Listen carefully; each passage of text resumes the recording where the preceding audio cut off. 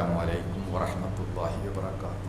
إن الحمد لله نحمده ونستعينه ونؤمن به ونتوكل عليه ونعوذ بالله من شرور أنفسنا ومن سيئات أعمالنا من يهد الله فهو المهتدي ومن يضلل فلن تجد له وليا مرشدا.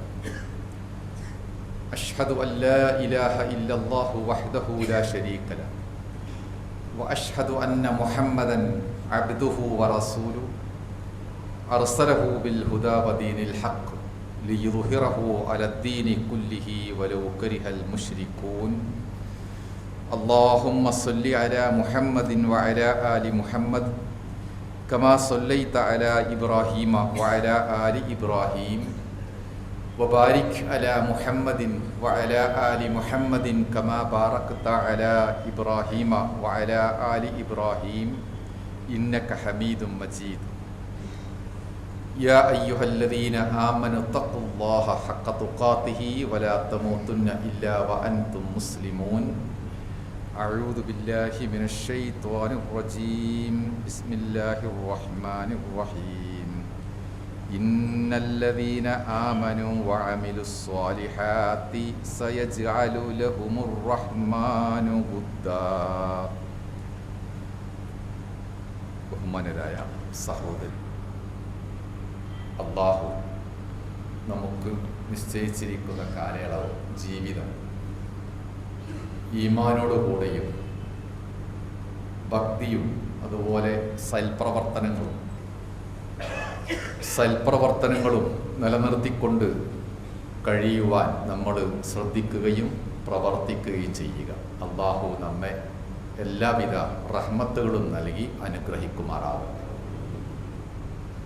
സമൂഹത്തിൽ വ്യാപിച്ചുകൊണ്ടിരിക്കുന്ന തിന്മകളും ആഭാസങ്ങളും, അതിൽ നിന്ന് നമ്മളെ സ്വയം നമ്മുടെ മക്കളെയും എങ്ങനെയൊക്കെ രക്ഷപ്പെടുത്താം എന്നായിരുന്നു നമ്മൾ സംസാരിച്ചത്. തിന്മകൾ എല്ലാ കാലത്തും മനുഷ്യൻ്റെ ചരിത്രത്തിൽ ഉണ്ടായിട്ടുണ്ട്. വിശ്വാസരംഗത്തും സദാചാര രംഗത്തും സ്വഭാവത്തിലും മറ്റു ആചാരങ്ങളിലുമൊക്കെ നന്മയേക്കാളേറെ തിന്മകളാണ് ആധിപത്യം പിടിക്കുന്നത്. എന്നാൽ ആ തിന്മകളെ ചെറുക്കുവാനും പ്രതിരോധിക്കുവാനുമുള്ള മാർഗം മതം നമ്മെ പഠിപ്പിച്ചിട്ടുമുണ്ട്. തിന്മകളൊന്നുമില്ലാത്ത ഒരു അന്തരീക്ഷത്തിൽ കഴിയണം എന്ന് നമുക്ക് ശഠിക്കുവാൻ പറ്റുകയില്ല. പകരം നമ്മുടെ നേരെ വരുന്ന തിന്മകളെ എങ്ങനെ പ്രതിരോധിച്ച് അതിൽ നിന്ന് സുരക്ഷിതനാവാം എന്ന് ചിന്തിക്കലാണ് കൂടുതൽ ജീവിതത്തെ രചനാത്മകമാക്കുന്നത് എന്നാണ് നബി സല്ലല്ലാഹു അലൈഹി വസല്ലം പറയുന്നത്. അദ്ദേഹത്തിൻ്റെ കൂട്ടത്തിൽ, ശിഷ്യന്മാരുടെ കൂട്ടത്തിൽ ഒരു സ്വഹാബി ഉണ്ടായിരുന്നു, ഹുദൈഫത്ത് ബിനുൽ യമാൻ. അദ്ദേഹത്തിൻ്റെ ജീവിത ശൈലി ഹദീസുകളിൽ പറയുന്നുണ്ട്. കാനന്നാസു യസ്അലൂന റസൂല അനിൽ ഖൈരി വകുന്തു അസ്അലുഹു അനിശ്ശർരി മഖാഫത അൻ യഖഅ ഫീഹി. ജനങ്ങളെല്ലാം റസൂലുള്ളയോട് നന്മ, പുണ്യം എന്തായിരുന്നു എന്നാണ് ചോദിക്കാറുണ്ടായിരുന്നത്. എന്നാൽ ഞാനാവട്ടെ തിന്മ എന്താണ്, കുറ്റങ്ങൾ എന്താണ് എന്നായിരുന്നു അന്വേഷിച്ചിരുന്നത്. അത് ചെയ്യുവാനുള്ള ആഗ്രഹം കൊണ്ടായിരുന്നില്ല, അതിൽ അകപ്പെടാതിരിക്കാനുള്ള ജാഗ്രത സ്വീകരിക്കുവാൻ വേണ്ടി എന്ന് അദ്ദേഹം പറയുന്നു. ഇതുതന്നെയാണ് ഒരു യഥാർത്ഥ മുസ്ലിമിൻ്റെ എല്ലാ കാലത്തുമുള്ള നിലപാട്. നന്മ അനുഷ്ഠിക്കുകയും അത് വർദ്ധിപ്പിക്കുകയും അത് ജീവിതത്തിൻ്റെ ഒരു പതിവ് ശൈലിയായി സ്വീകരിക്കുകയും ചെയ്യുമ്പോൾ തന്നെ തിന്മയും ആഭാസങ്ങളും ഒട്ടും തന്നെ സ്പർശിക്കുകയില്ല എന്ന ബോധ്യത്തിലാണ് നമ്മുടെ ഈമാനുമായി നാം നീങ്ങേണ്ടത്. ഈ രംഗത്ത് നാം പറഞ്ഞിരുന്ന ഒരു പരിഹാരമാർഗം വളർന്നു വരുന്ന മക്കൾക്ക് നല്ല തർബിയത്ത് കൊടുത്തുകൊണ്ട് ഈ പ്രതിരോധം സൃഷ്ടിക്കുക എന്നത് മാത്രമാണ്. കുട്ടികൾ ഇന്ന് എത്തിപ്പെടുന്ന പഠന കേന്ദ്രങ്ങൾ, കോളേജുകൾ, ക്യാമ്പസ്, സർവകലാശാല എവിടെയായിരുന്നാലും അവിടെയൊക്കെ ഈ പറഞ്ഞ തിന്മയുടെ ആധിപത്യം കൂടിക്കൊണ്ടിരിക്കുകയാണ്.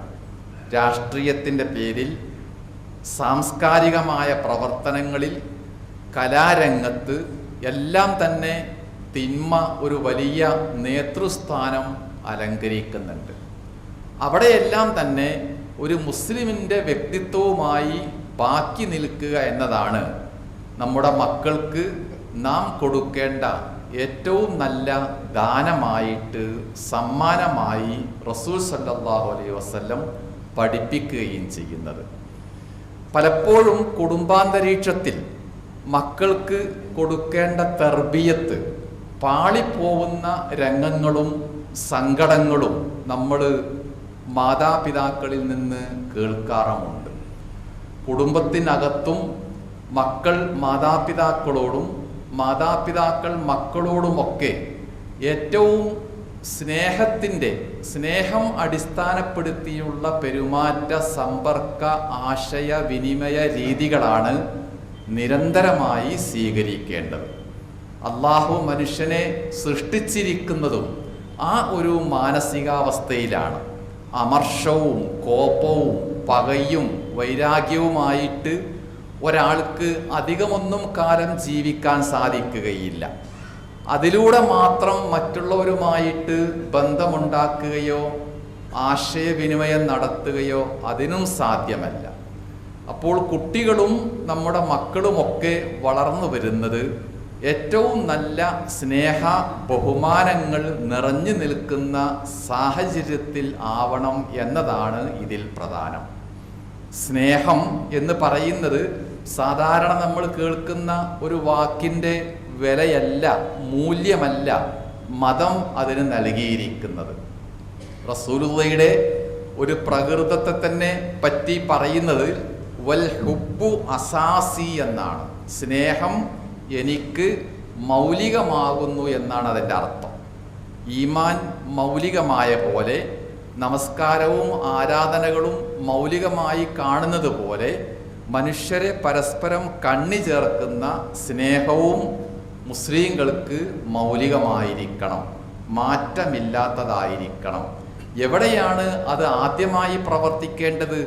അതും റസൂൽ സല്ലല്ലാഹു അലൈഹി വസല്ലം പറഞ്ഞു, നമ്മൾ സൂചിപ്പിച്ച വീട്ടിൻ്റെ അകത്ത്, കുടുംബാംഗങ്ങൾക്കിടയിൽ, എല്ലാവർക്കുമിടയിൽ ആ സ്നേഹമെന്ന വികാരമുണ്ട്. ആദ്യമായി പ്രവർത്തനക്ഷമമാവേണ്ടത് ഓരോരുത്തരുടെയും കുടുംബത്തിലായിരിക്കണം. ഇന്നല്ലദീന ആമനു വഅമിലുസ് സ്വാലിഹാത്തി സയജ്അലു ലഹുമുർ റഹ്മാനു വുദ്ദ. വിശ്വാസം സ്വീകരിക്കുകയും അമലുസ്വാലിഹാത്തുകൾ പ്രവർത്തിക്കുകയും ചെയ്യുന്നവർക്കിടയിൽ അള്ളാഹു സ്നേഹബന്ധം നിക്ഷേപിച്ചിരിക്കും. ആ സ്നേഹബന്ധം പറഞ്ഞറിയിക്കാൻ പറ്റാത്തതാണ്. സാധാരണ പ്രണയം അല്ലെങ്കിൽ പ്രേമം എന്നൊക്കെ പറയുന്ന ആ ഒരു സ്നേഹത്തിൻ്റെ തലത്തിലല്ല വിശ്വാസികൾക്കിടയിൽ ഉണ്ടാവേണ്ട, മാതാപിതാക്കളും മക്കൾക്കുമിടയിൽ ഉണ്ടാവേണ്ട സ്നേഹത്തെപ്പറ്റി ഖുർആൻ പറയുന്നത്. കുടുംബാന്തരീക്ഷത്തെ ഭദ്രമായി സൃഷ്ടിച്ചിരിക്കുന്ന, അതിൻ്റെ എല്ലാ ന്യൂനതകളെയും പരിഹരിക്കാൻ ആവശ്യമായ 2 ഘടകങ്ങൾ സൂറ അർ-റൂം എന്ന അധ്യായത്തിൽ എടുത്തു പറയുന്നുണ്ട്. വജഅല ബൈനക്കും മവദ്ദത്തൻ വറഹ്മ എന്ന ഒരു ഭാഗം. അത് ഭാര്യയുടെയും ഭർത്താവിൻ്റെയും ഇടയിൽ, ദമ്പതിമാർക്കിടയിലുള്ള ഒരു സന്ദർഭത്തെ മുൻനിർത്തിക്കൊണ്ടാണ് പറഞ്ഞത് എങ്കിലും മൊത്തത്തിൽ മനുഷ്യ ബന്ധങ്ങളുടെ അടിസ്ഥാനം അതുതന്നെയാണ്. ഒന്ന് മവദ്ദത്ത്, സ്നേഹം, വേറെയൊന്ന് റഹ്മത്ത്, കാരുണ്യം. എല്ലാവരുടെയും മനസ്സിൽ അത് ആപേക്ഷികമായി, ആനുപാതികമായി അല്പമെല്ലാം ഏറ്റവ്യത്യാസമുണ്ടെങ്കിലും സ്നേഹവും കാരുണ്യവും ഇല്ലാത്ത ഒരു മനുഷ്യ മനസ്സ് ഉണ്ടാവുകയില്ല. എന്നാൽ കുടുംബത്തിൽ ഇതെങ്ങനെയാണ് പ്രവർത്തിക്കേണ്ടത്? സ്നേഹത്തിൽ അധിഷ്ഠിതമായ കാരുണ്യബന്ധമായിരിക്കണം, കാരുണ്യം നിലനിൽക്കുന്ന സ്നേഹവുമായിരിക്കണം. ആപേക്ഷികമായി പരസ്പരം നമ്മൾ ഒരു ഭിക്ഷക്കാരനെ കാണുകയാണെങ്കിൽ, നമ്മുടെ മുമ്പിലേക്ക് കൈനീട്ടി വരുന്ന ഒരാളെ കാണുമ്പോൾ അയാൾക്ക് നമ്മൾ 5-10 രൂപ കൊടുക്കുന്നുണ്ട്. അത് ഒരു കാരുണ്യ ബോധമാണ്. അയാളോട് തോന്നുന്ന ഒരു അലിവ്, ആർദ്രത, കാരുണ്യമാണ്. പക്ഷേ അയാളോട് രണ്ടാമത്തെ ഘടകം സ്നേഹം പ്രവർത്തിക്കുന്നില്ല. ആ 10 രൂപ കൊണ്ട് അയാൾ ഭക്ഷണം കഴിച്ചോ, മരുന്ന് വാങ്ങിയോ, ജീവിച്ചോ, മരിച്ചുപോയോ എന്നിങ്ങനെയുള്ള കാര്യങ്ങളൊന്നും നമ്മൾ പിന്നീട് അറിയുന്നില്ല. അതിൻ്റെ അർത്ഥം അവിടെ താൽക്കാലികമായ ഒരു കാരുണ്യമാണ് പ്രവർത്തിച്ചത് എന്നാണ്. എന്നാൽ കുടുംബത്തിനിടയിൽ, മക്കൾക്കിടയിൽ, മറ്റു ബന്ധുക്കൾക്കിടയിൽ ഈ സ്നേഹം കൊണ്ട് ആളുകളെ കണ്ണി ചേർക്കുന്ന സാഹചര്യത്തിൽ കാരുണ്യം മാത്രമല്ല, സ്നേഹം മാത്രമല്ല, മവദ്ദത്തും റഹ്മത്തും, സ്നേഹകാരുണ്യ ബന്ധങ്ങൾ ഒരേ ശക്തിയിലും അളവിലും പ്രവർത്തിച്ചു കൊണ്ടേയിരിക്കണം എന്നാണ് ദീനിൻ്റെ, വിശുദ്ധ ഖുർആനിൻ്റെ തർബിയത്തുമായി ബന്ധപ്പെട്ട, പാരൻറ്റിങ്ങുമായി ബന്ധപ്പെട്ട കൃത്യമായ ഒരു നിലപാട്. പലപ്പോഴും കോപത്തിൻ്റെയും വൈരത്തിൻ്റെയും ദേഷ്യം പിടിച്ചുകൊണ്ടുള്ള സംസാരത്തിൻ്റെയും മാത്രം അന്തരീക്ഷമായിരിക്കും ചില വീടുകൾ. അവർക്ക് സ്നേഹമുണ്ടായിരിക്കാം, പക്ഷേ പുറത്തു വരുന്നതും ആശയവിനിമയവും കേൾക്കുന്നതും കൊടുക്കുന്നതും വാങ്ങുന്നതുമൊക്കെ അമർഷത്തിൻ്റെയും കോപത്തിൻ്റെയും ഭാഷയിലായിരിക്കും. അത് പലപ്പോഴും തർബിയത്തിനെ അപകടപ്പെടുത്തുകയും ചെയ്യും. യുവാക്കളെയും വളർന്നു വരുന്ന മക്കളുടെയും മനസ്സിൽ പ്രതികൂല ചിന്ത ഇതിലൂടെ ഉണ്ടാകും എന്നതാണ് ഏറ്റവും വലിയ അപകടം. ഒരു മനുഷ്യൻ്റെ 10 വയസ്സ് മുതൽ 18-19 വയസ്സ് വരെയുള്ള 8-9 വർഷക്കാലമാണ് അവൻ്റെ ശാരീരിക മാനസിക വളർച്ചയുടെ അതിപ്രധാനമായ ഘടകം. ആ ഒരു കാലഘട്ടത്തിൽ തന്നെയാണ് ഇസ്ലാം നിർദ്ദേശിക്കുന്ന തർബിയത്തും വേണ്ടത്. 10 വയസ്സ് 11 വയസ്സ് എന്ന് പറഞ്ഞാൽ നമ്മുടെ സാമൂഹിക സാഹചര്യം അനുസരിച്ചുകൊണ്ട് കുട്ടികൾ മദ്രസ പഠനമൊക്കെ അവസാനിപ്പിക്കുന്ന ഒരു പ്രായമാണ്. 6ാം ക്ലാസ്സോ 7ാം ക്ലാസ്സോ ഒക്കെ ആയിട്ട് ദീൻ പഠനം അവിടെ അവസാനിച്ചിരിക്കും. എന്നാലും ദീനിലൂടെ കിട്ടേണ്ട തർബിയത്ത് അവസാനിക്കാൻ പാടില്ല. ആ തർബിയത്ത് മദ്രസയിലെ ഉസ്താദന്മാർ കൊടുത്തിട്ടില്ല, സ്കൂളിലെ അധ്യാപകന്മാർക്കും കൊടുക്കാൻ സാധിക്കുകയില്ല.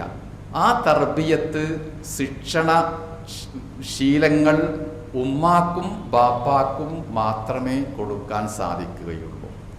അത് ഖുർആനും റസൂൽ സല്ലല്ലാഹു അലൈഹി വസല്ലമയും പറഞ്ഞ പോലെ സ്നേഹത്തിൻ്റെയും കരുതലിൻ്റെയും ഭാഷയിലായിരിക്കണം അത് മക്കൾക്ക്, വളർന്നു വരുന്നവർക്ക് കൈമാറേണ്ടത് എന്നതർത്ഥം.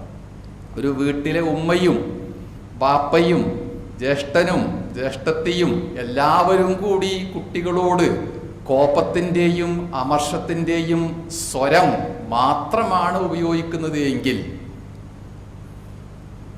ആ കുട്ടികളുടെ മനസ്സിൽ തീർത്തും പ്രതികൂല ചിന്ത, നെഗറ്റീവ് ചിന്തകൾ മാത്രമേ ഉണ്ടാവുകയുള്ളൂ. ഒരു വാഹനത്തിൻ്റെ ആക്സിലേറ്ററും ബ്രേക്കും ഒരുമിച്ച് ചവിട്ടുകയാണെങ്കിൽ എന്തുണ്ടാകും? വാഹനം അല്പവും മുന്നോട്ട് പോവുകയില്ല. എന്ന് മാത്രമല്ല, കാതടപ്പിക്കുന്ന ശബ്ദം ബാക്കിയുണ്ടാവുകയും ചെയ്യും.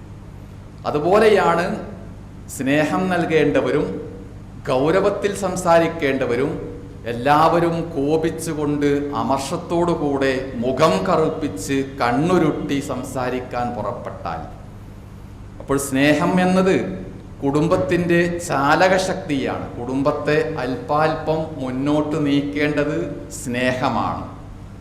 കരുതൽ വേണം, ഗൗരവത്തോടെ സംസാരിക്കേണ്ടതുണ്ട്, മൃദുലമാവേണ്ടതുണ്ട്, മയപ്പെടുത്തേണ്ടതുണ്ട്. ഓരോന്നിൻ്റെയും സന്ദർഭങ്ങൾ നോക്കിക്കൊണ്ട് ഈ പറഞ്ഞ എല്ലാ വികാരങ്ങളിലും വളർന്നു വരേണ്ടവരാകുന്നു ഞങ്ങൾ എന്ന ബോധ്യമാണ് ഉമ്മയിലൂടെ ബാപ്പയിലൂടെ മക്കൾക്ക് ഓരോ സന്ദർഭത്തിലും ലഭിക്കേണ്ടത് എന്നർത്ഥം. അതോടൊപ്പം ഈ ശിക്ഷണ ശീലന മുറകളിൽ പ്രാധാന്യം കൊടുക്കേണ്ട മറ്റൊരു കാര്യവും കൂടിയുണ്ട്. അത് മറ്റൊന്നുമല്ല, നന്മയും പുണ്യവും വളർന്നു വരുന്ന മക്കളിൽ ശീലിപ്പിക്കുക എന്നതാണ്. ഇബ്നു മസ്ഊദ് റളിയല്ലാഹു അൻഹു ആ കാര്യം പറയുന്നുണ്ട്. അവ്വിദൂഹും അൽ ഖൈറ ഫഇന്നൽ ഖൈറ ആദത്തുൻ. നിങ്ങൾ അവർക്ക് ഖൈർ അഥവാ പുണ്യവും നന്മയും ശീലിപ്പിക്കുക, ആദത്താക്കുക. കാരണം നന്മ ഏതെല്ലാമുണ്ടോ, പുണ്യമായത് ഏതെല്ലാമുണ്ടോ, അത് ശീലങ്ങളിലൂടെ മാത്രമേ വരികയുള്ളൂ.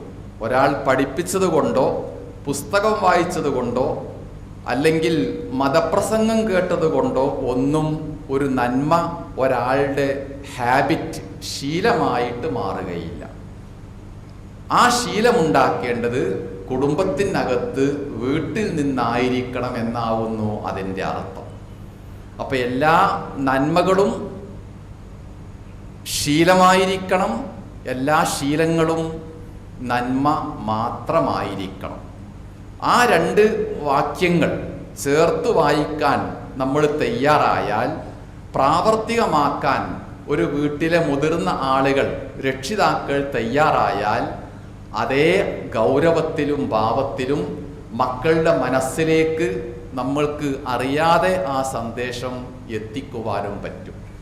ഈ രൂപത്തിൽ ഞങ്ങൾക്ക് ആരും അന്യരല്ല, എല്ലാവരും ഞങ്ങളെ കൂട്ടിപ്പിടിക്കുന്നുണ്ട് എന്ന ഒരു ആത്മവിശ്വാസം ഓരോ വീട്ടിലും ഓരോ മകനിലും മകളിലും ഉണ്ടാക്കിക്കൊണ്ടുള്ള ഒരു തർബിയത്താണ് റസൂൽ സല്ലല്ലാഹു അലൈഹി വസല്ലം ഓരോ സമയത്തും കുട്ടികൾക്ക് നൽകാറുണ്ടായിരുന്നത്.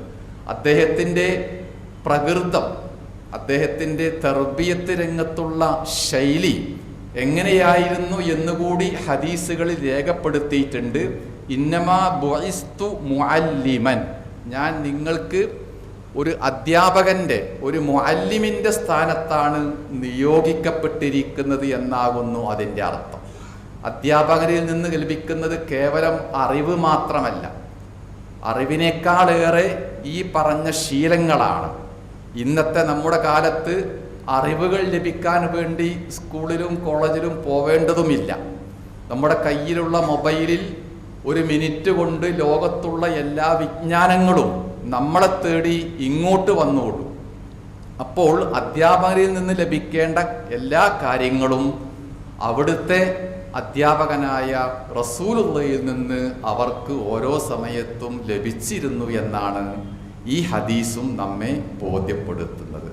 അതുകൊണ്ട് എല്ലാ തരത്തിലുള്ള മുങ്കറാത്തുകളും, നീചങ്ങളായ, മോശമായ, തിന്മ നിറഞ്ഞ, ആഭാസകരമായ എന്തെല്ലാം കാര്യങ്ങളുണ്ടോ അതിനെയൊക്കെ ചെറുത്ത് തോൽപ്പിക്കുക എന്നത് നമ്മളുടെ ആജീവനാന്ത ശപഥമായിട്ട് ഓരോ ഉമ്മയുടെയും ബാപ്പയുടെയും പ്രവർത്തനത്തിലൂടെ, സമീപനത്തിലൂടെ ആ വീട്ടിലും കുട്ടികളിലും ഉണ്ടായിക്കഴിഞ്ഞാൽ ഒരു പരിധി വരെയൊക്കെ നമ്മൾ പേടിക്കുന്ന, ജാഗ്രത കാണിക്കേണ്ട ഈ പ്രയാസത്തെ അതിജീവിക്കാൻ പറ്റും. അതിന് ആവശ്യമായ ഈമാനും നല്ല നിയ്യത്തും അള്ളാഹുവിലുള്ള തവക്കുലും ഈ രംഗത്ത് താൻ എല്ലാവർക്കും ഒരു മാതൃകയായിരിക്കും എന്ന ഒരു ബോധ്യവും നാം ആണ് ആദ്യമായിട്ട് സ്വീകരിക്കേണ്ടതും ഉണ്ടാക്കിയെടുക്കേണ്ടതും.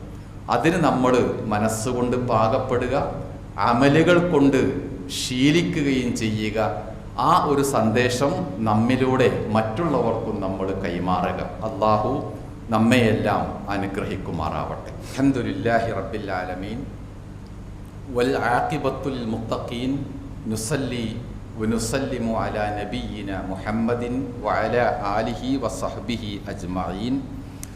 ഇത്തഖുല്ലാഹ ഇബാദല്ലാഹ്. നമ്മൾ പറഞ്ഞുകൊണ്ടിരിക്കുന്ന ശിക്ഷണ ശീലങ്ങളിൽ അഥവാ തർബിയത്തിൽ ഏറ്റവും പ്രധാനപ്പെട്ട ഒരു കാര്യം റസൂൽ സല്ലല്ലാഹു അലൈഹി വസല്ലം അറിയിക്കുന്നത് മക്കളിലും എല്ലാവരിലും, മക്കളിൽ മാത്രമല്ല എല്ലാവരിലും അള്ളാഹുവിനെ പറ്റിയുള്ള ബോധ്യം നിലനിർത്തുക, അത് പുതുക്കിക്കൊണ്ടിരിക്കുക എന്ന കാര്യമാണ്. തർബിയത്തുമായി ബന്ധപ്പെട്ട സുദീർഘമായൊരു ഹദീസിൽ ആ വാക്യം പ്രത്യേകം എടുത്തു പറയുന്നുണ്ട്. വ അഖിഫുഹും ഫില്ലാ, അള്ളാഹുവിൻ്റെ കാര്യത്തിൽ നീ അവർക്ക് ഭയപ്പാടുണ്ടാക്കുക.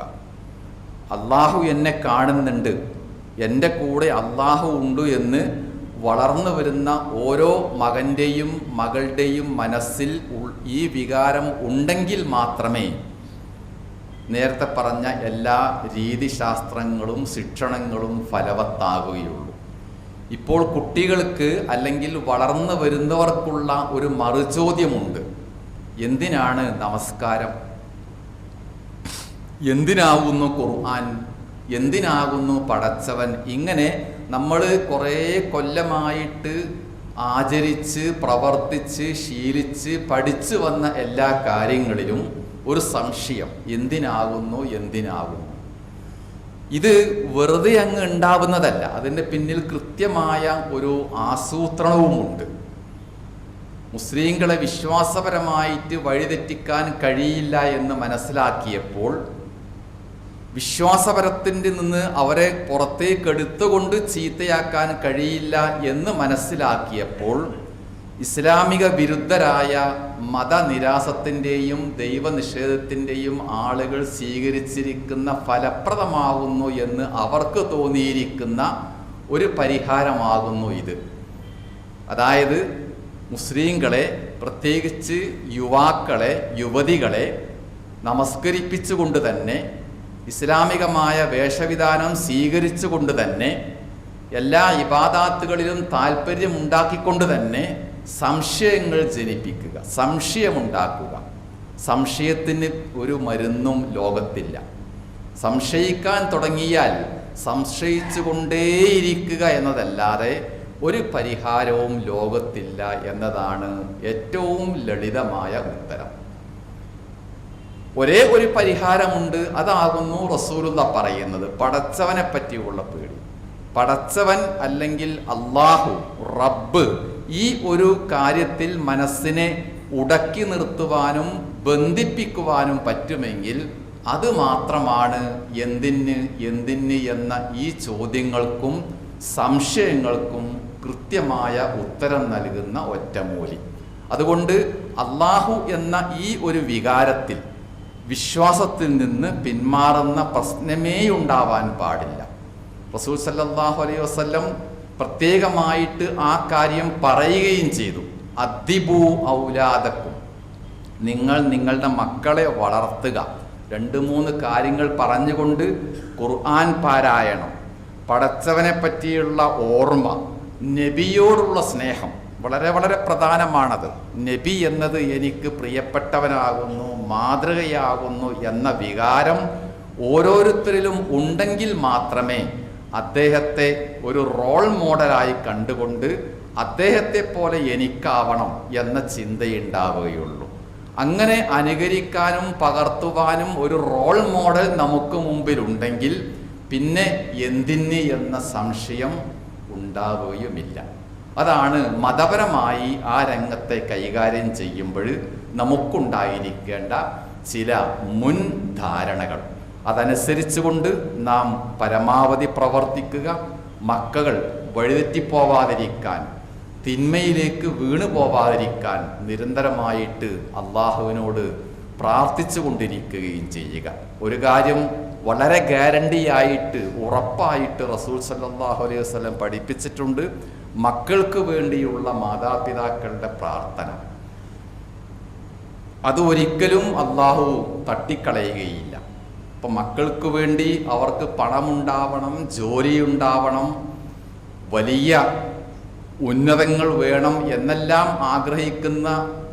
ആഗ്രഹിക്കാത്ത ആരും ഉണ്ടാവുകയില്ല. അതിനേക്കാൾ ഏറെ വേണ്ടത് മക്കൾക്ക് ഈമാനികമായ വ്യക്തിത്വവും ഈ പറഞ്ഞ യോഗ്യതകളുള്ള ജീവിതവുമാകുന്നു എന്നതാണ് ഈ പ്രാർത്ഥനയിലൂടെ അള്ളാഹുവിനെ നാം കേൾപ്പിക്കുകയും ചെയ്യുന്നത്. അള്ളാഹു നമ്മയെല്ലാം അനുഗ്രഹിക്കുമാറാവട്ടെ. നമ്മുടെ പ്രവർത്തനങ്ങളും ഇബാദത്തുകളുമൊക്കെ അള്ളാഹു സ്വീകരിച്ചുകൊണ്ട് അതിൻ്റെ പുണ്യത്തിൽ ഈ ലോകത്തും അതിനേക്കാൾ ഏറെ പരലോകത്തും ഏറ്റവും നല്ല അവസ്ഥയിൽ കഴിയുവാൻ തൗഫീക്ക് നൽകി അനുഗ്രഹിക്കുകയും ചെയ്യുമാറാവട്ടെ. നമ്മയും നമ്മുടെ മാതാപിതാക്കളെയും മറ്റു കുടുംബങ്ങളെയും മക്കളെയുമൊക്കെ എല്ലാവിധ ഭക്തിയും അറിവും വിവേകവും കാര്യബോധവും നൽകി പടച്ചവനെ നീ അനുഗ്രഹിക്കണമേ. തിന്മയിലേക്ക് പോവാതെ മോശമായ പ്രവർത്തനങ്ങളിൽ വീഴാതെ ഏറ്റവും നല്ലവരായി റസൂലുള്ളയെ പോലെയുള്ള മാതൃകയിൽ ജീവിക്കുന്നവരായി അള്ളാഹു അവരെയെല്ലാം വളർത്തി അനുഗ്രഹിക്കുമാറാവട്ടെ. കഴിഞ്ഞു പോയ നമ്മുടെ മാതാപിതാക്കൾക്കും സുഹൃത്തുക്കൾക്കുമൊക്കെ പടച്ചവനെ നീ ബർക്കത്ത് റഹ്മത്ത് നൽകി അനുഗ്രഹിക്കുമാറാവണമേ. ചികിത്സയിൽ കഴിയുന്ന ആശുപത്രിയിലും മറ്റുമുള്ള നമ്മളുടെ രോഗികൾക്കും അള്ളാഹു എല്ലാവിധ ശിഫയും നൽകി അനുഗ്രഹിക്കുമാറാവട്ടെ. اللهم اغفر للمؤمنين والمؤمنات والمسلمين والمسلمات الأحياء منهم والأموات. اللهم ربنا تقبل منا دعاءنا إنك أنت السميع العليم. اللهم أجرنا من النار وأدخلنا الجنة مع الأبرار يا رب العالمين. اللهم ربنا آتنا في الدنيا حسنة وفي الآخرة حسنة وقنا عذاب النار.